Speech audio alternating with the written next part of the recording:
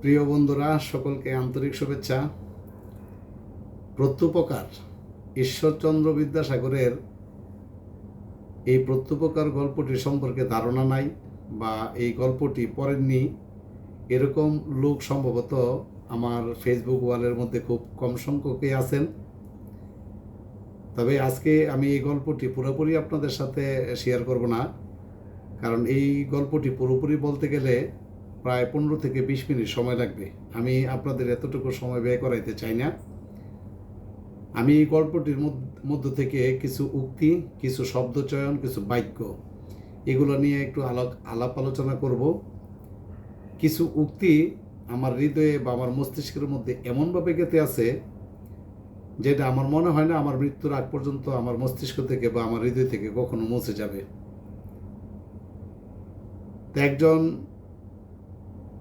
নিরপরাধী ব্যক্তিকে খলিফা মামুনের দরবারে নিয়ে আসলেন।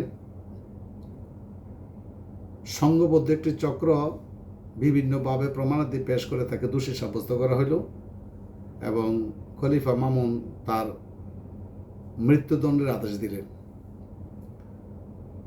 তাকে কারাগারে নিক্ষেপ করা হলো। কারাগারের প্রধান ছিলেন আবার এই খলিফা আবদুল্লাহ আল মামুনের সবচেয়ে কাছের এবং সবচেয়ে প্রিয় পাত্র আলী ইবনে আব্বাস।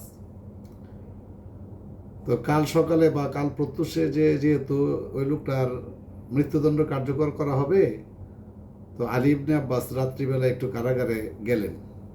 তো ওইখানে গিয়ে কারাগারে ওই বন্দি ব্যক্তিটিকে জিজ্ঞাসা করলেন যে আপনার দেশ কোথায়। তো উনি যথারীতি উত্তর দিলেন আমার দেশ দামাস্কাস, অর্থাৎ সিরিয়ায়।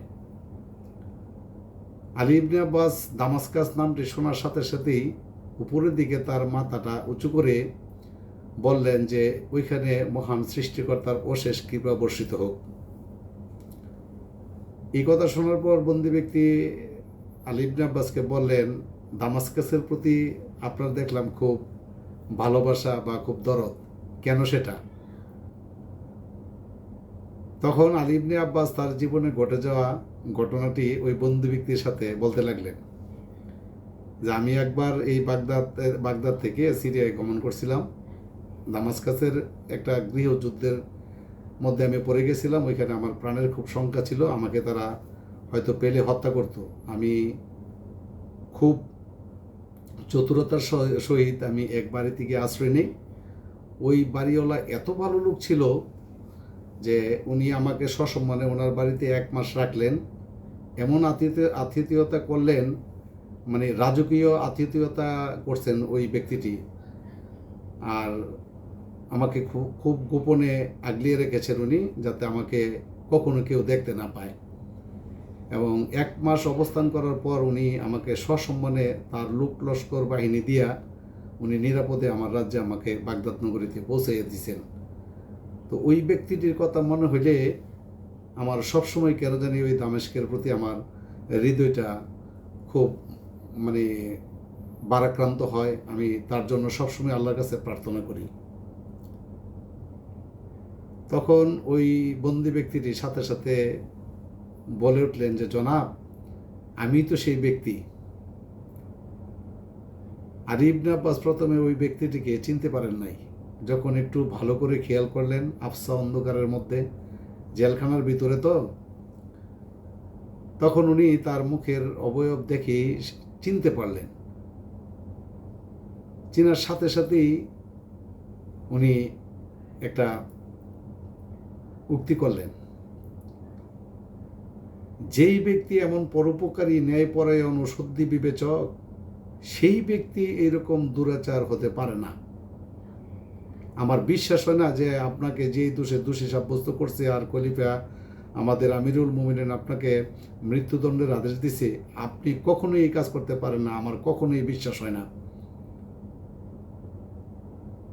তো আমি অনেক দিন সৃষ্টিকর্তার কাছে, আল্লাহ তাআলার কাছে প্রার্থনা করছি, যেই ব্যক্তিটি দামাস্কাসে আমার প্রাণ রক্ষা করছিল, যেই ব্যক্তিটি তার বাড়িতে আমাকে নিরাপদে আশ্রয় নিয়ে 1 মাস তার বাড়িতে অবস্থান করাইছিল, ওই ব্যক্তিটির যদি আমি কোনো দিন পাইতাম তাহলে হয়তো আমার ঋণটা কোনো না কোনোভাবে পরিশোধ করতে পারতাম।